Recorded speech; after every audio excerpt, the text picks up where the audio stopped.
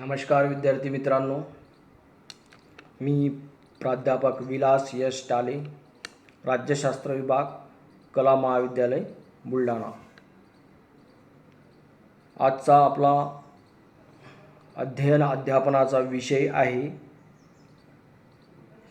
इंग्लंडच्या पार्लमेंटच्या house of Lords सभागृहाचे अध्यक्ष, the president of the House of Lords, म्हणजे सभागृह चालविण्यासाठी जी व्यक्ती स्थानापन्न झालेली असते त्याला त्या सभागृहाचा अध्यक्ष म्हणून संबोधत असतात। त्यानुसारच इंग्लंडच्या लॉर्ड्स सभागृहाला सुद्धा एक अध्यक्ष असतो, त्याला लॉर्ड स्पीकर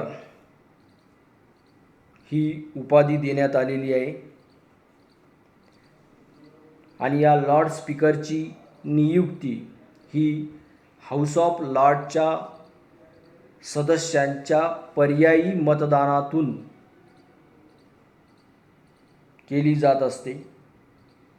म्हणजे हे सदस्य अल्टरनेटिव्ह व्होटिंग सिस्टीमच्या माध्यमातून आपल्यापैकी एकाची सभागृहाचा अध्यक्ष म्हणून 5 वर्षासाठी निवड करीत असतात। म्हणून लॉर्ड सभागृहाच्या अध्यक्षाचा कार्यकाल हा 5 वर्ष एवढा ठेवण्यात आला आहे। तसा संकेत किंवा तशी परंपरा या सभागृहाकडून पाळल्या जाते। या लॉर्ड्स सभागृहाच्या अध्यक्षाची निवडणूक ही त्या वर्षीच्या म्हणजे ज्या वर्षी अध्यक्ष निवडायचा आहे त्या वर्षाच्या जुलै महिन्यातील 15 तारखेला केली जात असते। आणि निवडून आलेला अध्यक्ष म्हणजे नवीन अध्यक्ष, new president, new Lord speaker हा 1 सप्टेंबर रोजी कार्यभार स्वीकारतो।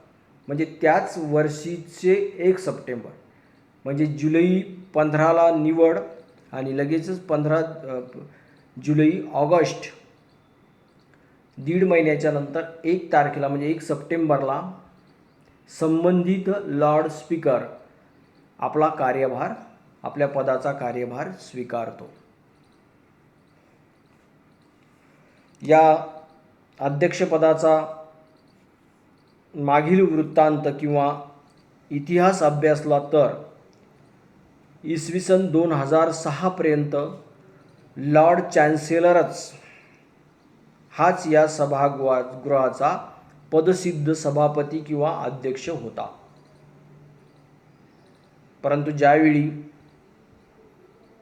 संविधान दुरुस्ती अधिनियम 2005 तयार करण्यात आले आणि 2006ला ते लागू झाले, त्यानंतर मात्र या सभागृहासाठी एका लॉर्ड स्पीकर पदाची निर्मिती करण्यात आली। याचं संयुक्तिकरण असं की लॉर्ड चान्सेलर हा इंग्लंडच्या मंत्रिमंडळातील एक महत्त्वाचा विधिमंत्री होता आणि 2006 पर्यंत किंवा 2005च्या अधिनियमाच्या अगोदर इंग्लंडमध्ये स्पेशल सुप्रीम कोर्ट किंवा सर्वोच्च न्यायालय नव्हते, तर त्याचे कार्य म्हणजे न्यायदानाचे कार्य हे हाऊस ऑफ लॉर्ड्स या सभागृहालाच करावे लागे। आणि यातील जे 9 विधी लॉर्ड्स होते, ही 9 विधी लॉर्ड्स न्यायदानाचं काम करत असत आणि त्यांच्यापैकी लॉर्ड चान्सेलर हा सरन्यायाधीश म्हणून त्या सभागृहामध्ये न्यायदानाच्या वेळी काम पाहत असे आणि तोच लॉर्ड चान्सेलर या सभागृहाचा पदसिद्ध सभापती सुद्धा मानला जात होता। परंतु संविधान दुरुस्ती अधिनियम 2005 नुसार लॉर्ड्सच्या 2005 नुसार लॉर्ड्सचे न्यायविषयक अधिकार कमी होऊन इंग्लंडमध्ये स्पेशल सुप्रीम कोर्ट किंवा सर्वोच्च न्यायालयाची निर्मिती करण्यात आली आणि म्हणून लॉर्ड चान्सेलर याचा हा पदभार काढून घेण्यात आला आणि लॉर्ड स्पीकर पदाची निर्मिती करून त्याच्याकडे हे काम देण्यात आले. बॅरोनेस हायमन हे पहिले लॉर्ड स्पीकर म्हणून सन्मानित झाले होते. सन 2006 ते 2011 या 5 वर्षामध्ये लॉर्ड सभागृहाचे लॉर्ड स्पीकर म्हणून बॅरोनेस हायमन यांनी पदभार भूषविला. तर 1 सप्टेंबर 2011 या काळात बॅरोनेस डिसूजा हे या पदावर आले. अलीकडच्या काळाचा विचार केला तर 1 सप्टेंबर 2016 पासून हाऊस ऑफ लॉर्डचे नॉर्मन फोलेर हे लॉर्ड स्पीकर आहेत. नॉर्मन फोलेर 17, 18, 19, 20 आणि 21 म्हणजे पुढच्या वर्षीच्या 1 सप्टेंबरला 2021च्या 1 सप्टेंबरला नियमानुसार नॉर्मन फोलेर हे कार्यमुक्त होतील आणि त्यांच्या जाग्यावर नवीन लॉर्ड स्पीकरची निवड करण्यात येईल. म्हणून 2021च्या 1 सप्टेंबरपर्यंत नॉर्मन फोलेर हे स्पीकर म्हणून किंवा लॉर्ड स्पीकर म्हणून काम पाहणार आहे. यानंतरचा मुद्दा म्हणजे लॉर्ड स्पीकरचे अधिकार व कार्य. Rights and functions of the president. इंग्लंडच्या पार्लमेंटची जी 2 सभागृह आहेत त्या 2 सभागृहापैकी महत्त्वाचं कनिष्ठ लोकनियुक्त प्रातिनिधिक सभागृह म्हणजे कॉमन्स सभागृह आणि या कॉमन्स सभागृहाच्या अध्यक्षाच्या तुलनेत लॉर्ड सभागृहाच्या अध्यक्षास फारच जुजबी व कमी स्वरूपाचे अधिकार आहेत हे स्पष्ट होते. लॉर्ड सभागृहाचे अध्यक्ष म्हणजे लॉर्ड स्पीकर हा सभागृहाचा सदस्य असतो. सभागृहात बसण्यासाठी त्याला खास आसन व्यवस्थासुद्धा उपलब्ध करून देण्यात येत असते.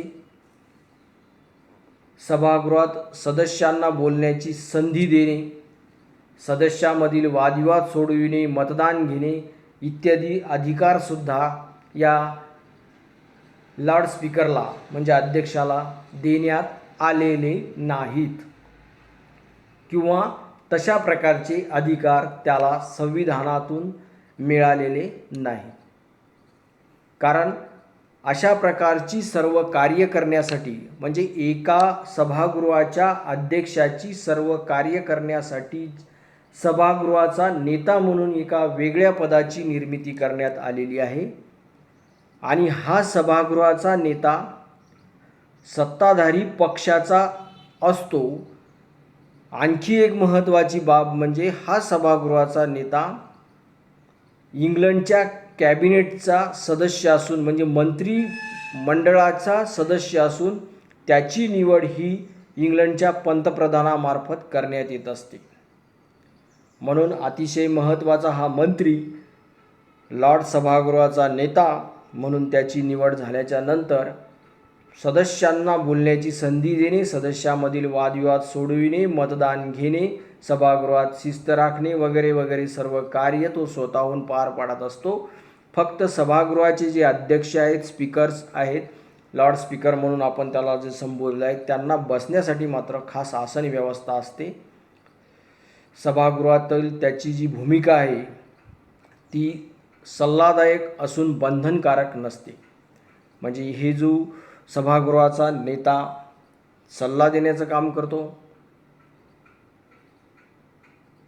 उपदेश देण्याचं काम करतो, मार्गदर्शन करतो, परंतु त्याचा सल्ला मानलाच पाहिजे असं काही त्यामध्ये कुठेही लिहून ठेवलेलं नाही. सभागृहात भाषण करताना मात्र सदस्य अध्यक्षाला उद्देशून नव्हे तर सभागृहाला उद्देशून बोलतात. याचं उदाहरण म्हणजे माय लॉर्ड्स. माय लॉर्ड्स म्हणजे संपूर्ण सभागृहाला उपदेशून सभागृहातील सदस्य आपलं मत, आपली भूमिका सभागृहामध्ये मांडत असतात. अध्यक्ष महोदय किंवा लॉर्ड स्पीकर महोदय अशा प्रकारचे कोणतेही शब्द हाऊस ऑफ लॉर्ड्समध्ये तुम्हाला ऐकू येणार नाहीत, कारण बोलताना प्रत्येक सदस्य माय लॉर्ड्स म्हणून सभागृहाला संबोधतात. म्हणून सभागृहाच्या अध्यक्षाचा, लॉर्ड स्पीकरचा फक्त एक शोभेची वस्तूसारखं काम या सभागृहामध्ये असते. सभागृहात जे अध्यक्ष आहेत ते मतदानात सुद्धा भाग घेऊ शकत नाहीत. मात्र जी काही चर्चा सभागृहामध्ये घडून येत असते त्या चर्चेमध्ये सहभागी होण्याचं स्वातंत्र्य किंवा सहभागी होण्याचा मान त्यांना देण्यात येतो. एखाद्या वेळेस एखाद्या विधेयकावर किंवा मुद्द्यावर समसमान मते जर पडली तर निर्णायक मत देता येते. ही मात्र एक चांगली बाब तिथल्या लॉर्ड स्पीकरच्या अधीन आहे. म्हणून सभागृहाचा निर्णय फिरविण्याची ताकद ही त्या अध्यक्षामध्ये निश्चितच आहे, कारण निर्णायक मताचा अधिकार असल्यामुळे. परंतु ही परिस्थिती नेहमीच उद्भवत नाही, हे सुद्धा तेवढेच खरे आहे. अध्यक्षाला सभागृहात केवळ घोषणा करण्याचा अधिकार आहे, मतदानाचा निकाल जाहीर करणे, आणि दुसरं महत्त्वाचं म्हणजे एखाद्या सदस्याचा जर मृत्यू झाला असेल तर त्या सभागृहाचा प्रवक्ता, सभागृहाचा महत्त्वाचा मानकरी म्हणून त्या सदस्याला सभागृहाच्या वतीने श्रद्धांजली वगैरे अर्पण करणे, शक्य झाल्यास त्या ठिकाणी हजेरी लावणे, अशा प्रकारची कामे या लॉर्ड स्पीकरला करावी लागतात. लॉर्ड सभागृहाच्या अध्यक्षाला दरवर्षी 1,01,000 एवढा वेतन किंवा पगार दिला जातो. त्यासोबतच निवासस्थान व इतर भत्ते आणि सोयीसुविधासुद्धा पुरविल्या जातात. या सभागृहाला इंग्लंडच्या संविधानाच्या विकसित अवस्थेतून काही विशेष अधिकार मिळालेले आहेत. त्या विशेष अधिकाराचाही आपण या ठिकाणी उल्लेख करणार आहोत. त्यामध्ये सार्वजनिक प्रश्नासंबंधी लॉर्डच्या सभासदाची कोणालाही व्यक्तिशः भेट घेता येते. म्हणजे अशी त्यांची भेट घेण्यासाठी, लॉर्डच्या सभासदाला भेटण्यासाठी विशेष परवानगीची आवश्यकता नाही.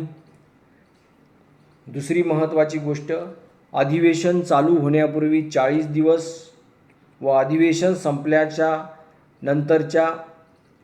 संपल्यानंतरच्या दिवसापासून 40 दिवसापर्यंत सभासदाला अटक करता येत नाही. म्हणजे या सभागृहाचं अधिवेशन सुरू होण्यापूर्वी 40 दिवस आधी आणि सभागृहाचं अधिवेशन संपलेल्या दिवसापासून पुढे आणखीन 40 दिवस सभासदाला अटक करता येत नाही. लॉर्डच्या सभासदांना भाषणाचं संपूर्ण स्वातंत्र्य देण्यात आलेलं आहे. सभागृहामध्ये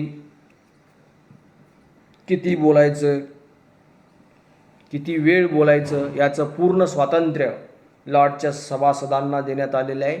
आणि म्हणून लॉर्डचे सभासद 2-2, 3-3 दिवससुद्धा एका मुद्द्यावर बोलू शकतात किंवा आपलं मत, अभिप्राय नोंदवू शकतात. सभागृहामध्ये इतर व्यक्तीला प्रवेश देण्यासंबंधीचा व प्रवेश नाकारण्यासंबंधीचा, तसेच ज्या कोणी अशा विशेष अधिकाराचा भंग केला आहे त्या व्यक्तीस शिक्षा देण्याचा अधिकार या सभागृहाला देण्यात आलेला आहे. म्हणजे तो त्या सभागृहामध्ये कोणाला येऊ द्यायचं, कोणाला नाही येऊ द्यायचं, ठरवून दिलेल्या नियमाचं जर पालन एखाद्या इंग्लंडच्या नागरिकांकडून, अधिकाऱ्याकडून, कर्मचाऱ्याकडून जर नाही झालं तर त्याला कोणती शिक्षा द्यायचं हे सुद्धा ठरविण्याचा अधिकार या सभागृहाला विशेष अधिकारांतर्गत देण्यात आलेला आहे. आणि या सर्व बाबीची चौकशी इंग्लंडच्या कोणत्याही न्यायालयात करता येत नाही. म्हणजे या सभागृहाने घेतलेले जे निर्णय, त्या निर्णयाला इंग्लंडच्या कोणत्याही न्यायालयामध्ये चॅलेंज किंवा आवाहन करता येत नाही, आव्हान देता येत नाही. अशा प्रकारच्या सभागृहाचे विशेष अधिकार म्हणून इंग्लंडच्या संविधानातून विकसित झाले आहेत. विद्यार्थी मित्रांनो, आजच्या तासिकेमध्ये आपण इंग्लंडच्या हाऊस ऑफ लॉर्ड्सच्या सभागृहाचे अध्यक्ष आणि त्या अध्यक्षाची नियुक्ती, निवड, अधिकार, कार्य आणि हाऊस ऑफ लॉर्ड्सचे विशेष अधिकार या 3 घटकांची यथोचित माहिती बघितली. आपण सर्वांनी हा विषय समजून घेऊन आपल्या नोट्समध्ये सर्व मुद्द्याची नोंद घ्यावी. या चॅनलला सबस्क्राईब करावे, बेल आयकॉनवर क्लिक करावे. हा व्हिडिओ आवडला असेल तर निश्चितच लाईक करावे, शेअर करावे आणि कॉमेंट्स बॉक्समध्ये या प्रश्नाविषयीचा, या मुद्द्याविषयीचा आपला अभिप्राय, आपल्या शंका, आपले प्रश्न नोंदवावे. आपण सर्वांनी शांततेनं हा व्हिडिओ बघून ऐकून घेतला त्याबद्दल आपल्या सर्वांचे धन्यवाद. थँक्यू.